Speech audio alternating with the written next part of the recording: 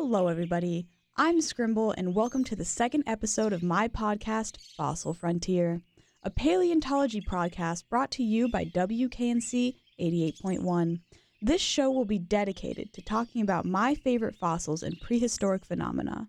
We're going to explore some of Earth's ancient treasures and uncover the stories they have to tell.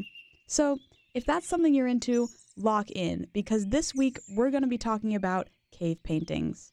Were our ancestors artists? What did they draw? And how can these paintings help us understand our distant past and who we are today? Okay, so picture this. It's September 1940 in Montignac-Lascaux in France. An 18-year-old boy, Marcel Ravidat, was exploring the woods with his dog Robot when suddenly Robot found the hole of a previously uprooted tree. As Marcel peered into the hole, he quickly realized that he made the discovery of a lifetime. He returned with 3 friends, and as they entered the Lascaux cave, they soon discovered the walls and ceiling were adorned with an astonishing array of prehistoric art, meticulously painted in ochre and charcoal. They were vibrant depictions of animals ranging from majestic bulls to graceful horses, and notably, surrounded by the hundreds of equines and other four-legged creatures was a depiction of a single bird-man hybrid lying dead next to a rhinoceros. These paintings offered a captivating glimpse into the lives and beliefs of our ancient ancestors some 17,000 years ago. But the Lascaux caves were not the oldest cave paintings ever found. For that, we turn to Cáceres, Spain, in the Maltravieso cave. Inside, among the rocks and vast caverns, deep within the cave, there are a few red drawings. There was a ladder-like shape, some fragments of animals, some patterned dots, and a single hand stencil. While at first these rudimentary drawings may seem underwhelming as compared to bigger, more colorful and detailed paintings in caves close by, they're actually very historically significant.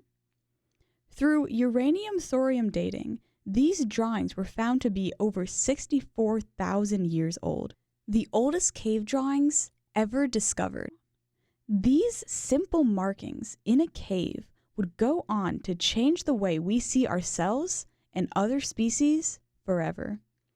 Because while this fossil is from 64,000 years ago, humans, or Homo sapiens, only entered the Iberian Peninsula around 40,000 years ago. This means that the paintings were not done by humans at all. Rather, it was Neanderthals, or Homo neanderthalis, that created this fossil. While today, there's only one member of genus Homo, humans, there used to be many more, including Homo neanderthalis, Homo erectus, and Homo habilis. Each of these species were human-like, but carried their own distinct characteristics, such as the Homo floresiensis, who were substantially short, standing at just 3 foot 7 inches tall and residing on the Flores Island of Indonesia. Species like this one and the Neanderthals, because they're now extinct, were always seen as less intelligent humans, only concerned with their next meal or where to find shelter. But these paintings, discovered in Spain, recharacterize them as more like us than we ever thought. They were capable of not only abstract thought, but also enjoyed artwork and were able to recreate the image of things they saw in their daily lives. Over the next few thousand years, more cave paintings were created across all continents and regions where early humans settled. The first of which were very rudimentary, mostly including geometric shapes and hand stencils, which are formed by placing the hand on the cave wall and covering the surrounding area with pigment. Many animals were also depicted in these cave drawings, such as the ones found in the Lascaux cave, as well as other examples across the Eastern Hemisphere. Interestingly, the only animals usually depicted were large wild animals often hunted by humans, such as the bear, hog, or bull. However, these were not typical prey animals of humans. For example, many reindeer bones were found in the Lascaux cave, presumably hunted and eaten by the humans who inhabited the space, but not a single reindeer depiction was found in the cave. Few prey animals ever found themselves in these cave paintings, and when they did, they were very sparse and usually surrounded by larger, greater beasts. Humans were also not typically found in these paintings, and when they were, it was more to tell a story or emphasize the animals present, like the dead birdman killed by the rhino in the Lascaux cave, or in the caves in the Marcos Pengkep Karst in Indonesia, where the first scene of humans hunting an animal is found.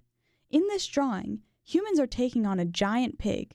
However, when you look closer, you notice the hunters are portrayed as human-animal hybrids, or therianthropes. They have tails and a few have bird-like heads.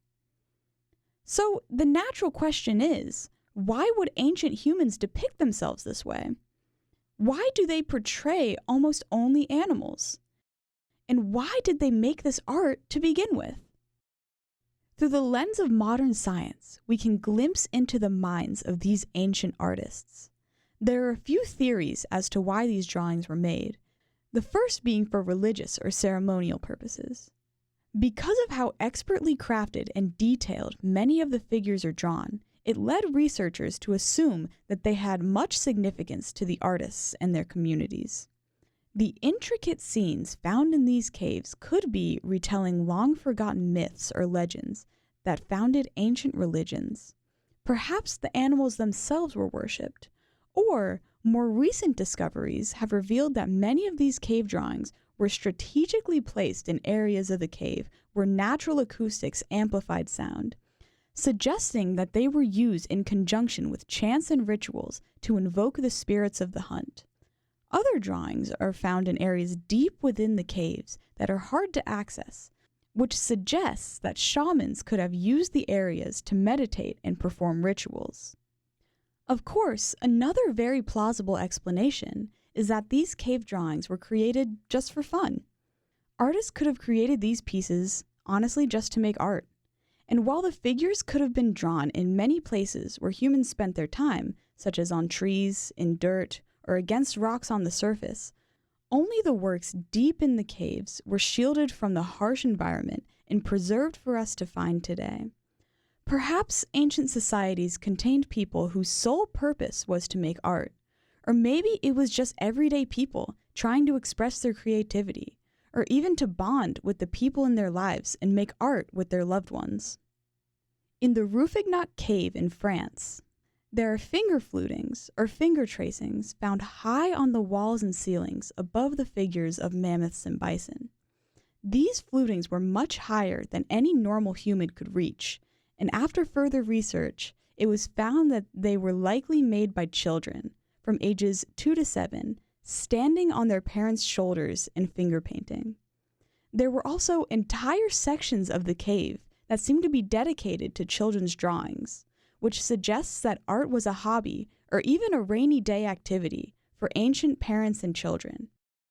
What they didn't know when they were putting their kids on their shoulders and letting them paint the cave ceiling is that their work would be immortalized for thousands of years. And ultimately, that's what art is truly about. For humans to say, "I was here," to the rest of the world. From the thousands of overlapped handprints in the Cueva de las Manos, with each handprint a silent echo from the past, to Renaissance paintings which evoke beauty, passion, and transcendent grace, to even raunchy bathroom graffiti, riddled with misspellings and expletives, there's a connection within all of us, across time, that yearns to be remembered, to immortalize the fleeting moments of our lives, and to create something that expresses our experiences and emotions. From paintings of great beasts to modern digital creations, art in all its forms is constantly reminding us that the human experience is a thread that binds us all across the ages. Thank you for listening to the second episode of Fossil Frontier. This has been a WKNC podcast. Good night, and I love you.